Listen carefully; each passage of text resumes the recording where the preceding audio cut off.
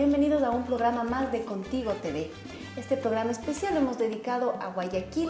El 25 de julio se festejan las fiestas guayaquileñas y tenemos un invitado especial, el doctor Juan Paz y Niño, historiador y ex cronista de la ciudad de Quito, quien nos va a contar un poco más acerca de estas fiestas y también el natalicio de Simón Bolívar. ¿Cómo está, doctor? Bienvenido. Muchas gracias. Me parece muy importante vincular los dos hechos. El natalicio de Simón Bolívar, 24 de julio de 1783, y la fundación de la ciudad de Guayaquil, que por cierto no es muy clara. Entre los historiadores hay discusiones.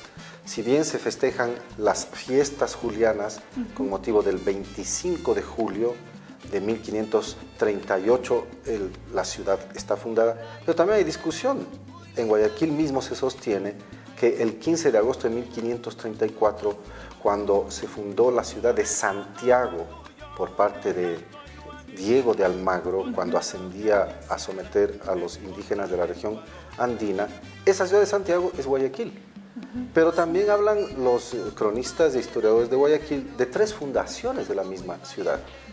Y también aparece Sebastián de Benalcázar y también aparece Francisco de Orellana. En todo caso, la ciudad de Guayaquil será a lo largo de la colonia y sin duda en la República la segunda cabeza de importancia en la vida del país. De tal manera que celebrar a Guayaquil es celebrar a una ciudad integrada al Ecuador, que forma parte y muy rica de nuestra historia y que está plenamente identificada con los valores, la tradición, el sentido de nuestra república y de nuestra proyección como Estado nacional.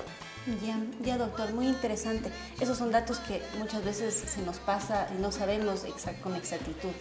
Ahora, Simón Bolívar, cuénteme un poco más. ¿Cómo es ¿por qué es el libertador Simón Bolívar? La figura de Simón Bolívar es en cambio una figura gigante en la vida del Ecuador, de América Latina. Es el gran libertador de Venezuela, de Colombia, de Ecuador. Su gran lugarteniente, que es Antonio José de Sucre, hará la liberación del Perú, de Bolivia. Es una figura latinoamericana por la visión de unidad de esa, nuestra América, a la época todavía Hispanoamérica. Es la idea de unidad la que maneja esta enorme figura de nuestra América Latina. Además, su pensamiento tiene una trayectoria muy especial.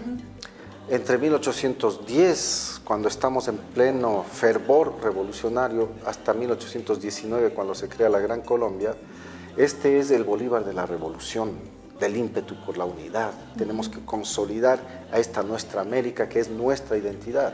Además, nosotros, no los Estados Unidos, porque pertenecen a otra cultura, son distintos.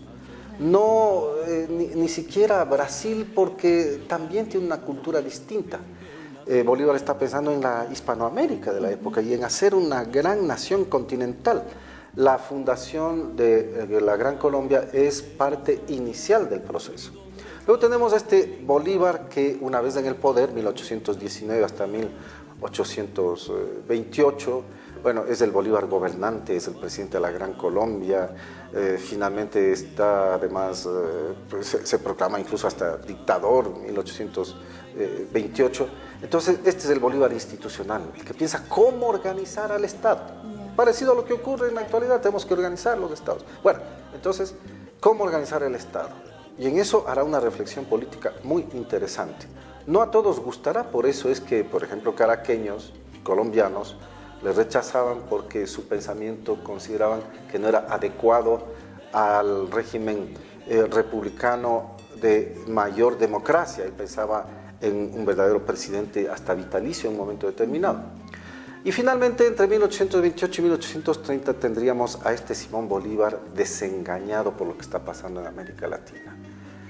Los países que han surgido pasan a estar gobernados por verdaderas oligarquías terratenientes y de comerciantes. Y acabaron con la democracia que se soñaba en la época de la independencia.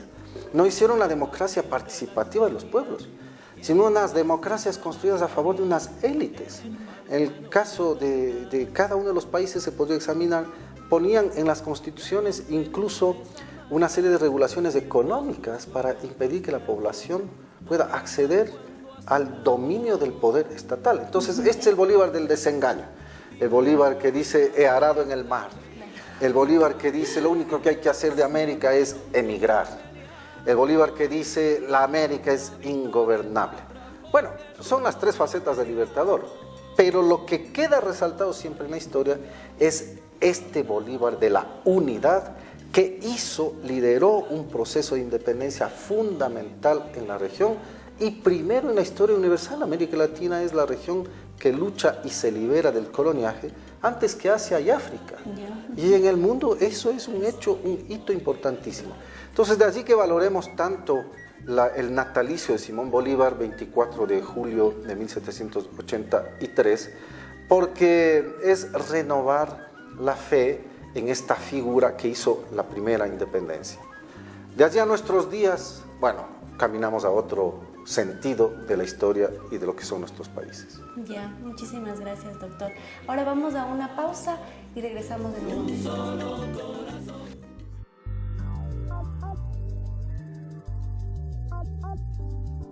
¿Sabías que? En el barrio Las Peñas, cada una de las casas tiene su propia historia.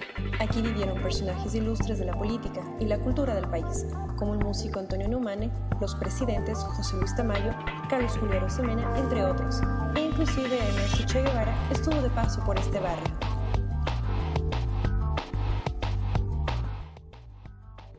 Continuando con el programa, doctor, en la actualidad, ¿qué significan las fiestas de Guayaquil y el natalicio de Simón Bolívar actualmente? Bueno, julio es un mes especial para Guayaquil y precisamente por ese doble sentido, no solo fiestas julianas de fundación de la ciudad, sino fiestas que recuerdan a Simón Bolívar, que envió a Antonio José de Sucre a apoyar la independencia de Guayaquil del 9 de octubre de 1820. Si no era por la presencia de Antonio José de Sucre enviado por Bolívar, probablemente la independencia de Guayaquil quedaba muy corta, era difícil de mantenerse. Así es que, sin duda, Bolívar es una figura central para la historia de Guayaquil porque contribuyó a su liberación. Y la fundación de la ciudad, al recordarla, implica para nuestro presente reconocer que tenemos en Guayaquil un eje fundamental de la vida económica, social, política, cultural. A lo largo de toda nuestra historia, Guayaquil ciertamente confrontaba con Quito en los poderes, pero en mucho era la ciudad adelantada.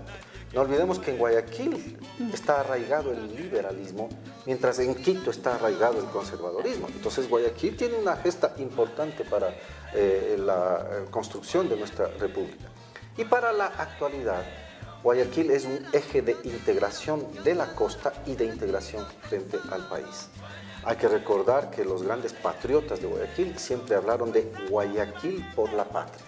Y Olmedo se identifica con Guayaquil y con la patria. Y hablamos de Bolívar hoy, no solamente por el bolivarianismo, tenemos varios países que se identifican con el ideario bolivariano, por el criterio de unidad, sin duda alguna, sino porque Bolívar nos inspira para desarrollar la segunda independencia. Hemos hecho la primera, que implicó romper con el coloniaje, pero ahora vamos a una segunda independencia en el sentido de solucionar ya los problemas sociales que sobrevinieron a lo largo de la República y que no fueron solucionados, con élites poderosas que dominaban y grandes masas dominadas. Entonces ahora estamos en un camino de segunda independencia.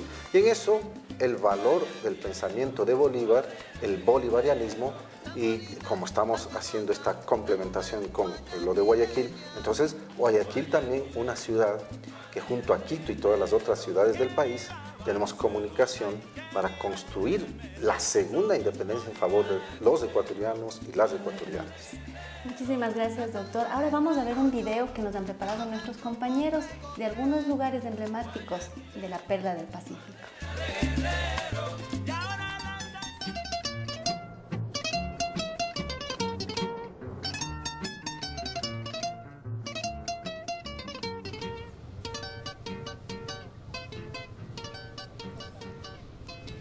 Hola, me encuentro en el monumento al Sagrado Corazón de Jesús, ubicado en el Cerro del Carmen de la ciudad de Guayaquil. Acompáñenme a visitarlo. Después de un año entero de haber deseado este momento, quiero ser el motivo que llene todo tu pensamiento para ver. Son 14 estaciones de Vía Crucis y 166 escalones que deben recorrerse para llegar a la base del monumento, el cual desde el 6 de julio está concursando para ser considerado como una de las 7 maravillas de la ciudad de Guayaquil. Guayaquileña, linda florcita de primavera, de los jardines la más bonita por ser morena. Guayaquileña, te entrego toda mi vida entera. Les cuento que la construcción inició en el año de 1965, mientras que en el año de 1970 importaron desde Pistoia, Italia, las partes del Cristo. Recién en el año 1985, cuando ya estuvo completa, se realizó la ampliación de las escalinatas y la construcción de los sitios de descanso. Y en el año 2005, a través de la Alcaldía de Guayaquil, se inauguró la regeneración del sector. Al volver, después de un año entero de haber deseado este momento, quiero ser el motivo que llene todo tu pensamiento para ver si con el tiempo no has olvidado esa promesa. Muchas gracias, doctor, por compartir con nosotros sus conocimientos. Un mensaje que deje usted a los compañeros de la empresa. Que naturalmente CNT es un valor nacional como institución que hacia futuro seguirá construyendo país, y además en las fiestas julianas un saludo particular a los compañeros de CNT en Guayaquil, esta ciudad tan identificada con el Ecuador.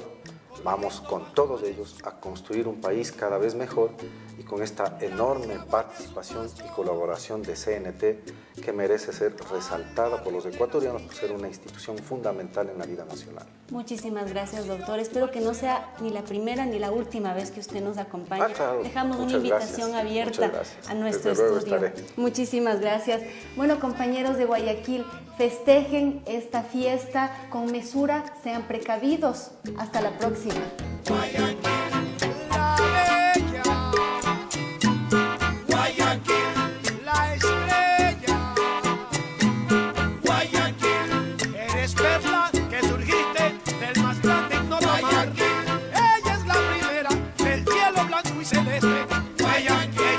Su bandera con su fondo estrellado, desde el estero salado, yo le canto en Marañón.